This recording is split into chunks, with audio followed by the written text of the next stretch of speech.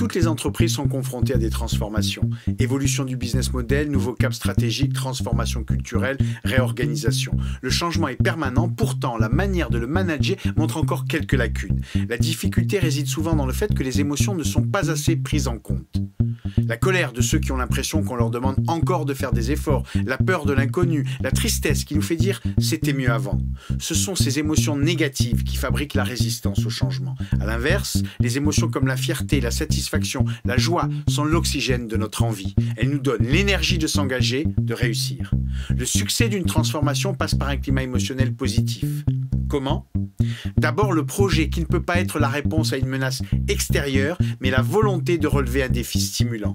Ensuite, le discours qui ne peut pas être anxiogène, changer ou mourir, mais enthousiasmant, nous avons le pouvoir de réussir. Enfin, la qualité des relations qui ne doivent pas susciter la compétition interne, mais au contraire, la solidarité.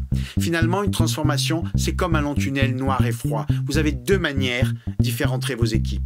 Leur raconter l'hostilité du monde extérieur et essayer ensuite de les rassurer par la description rationnelle du tunnel ou leur parler de la lumière au bout du tunnel et de la solidarité bienveillante de tous ceux qui vont avancer avec eux. Je suis convaincu que le sens du projet, le discours enthousiasmant et la qualité des relations sont des puissants leviers pour passer du « nous devons changer » à « nous voulons changer ».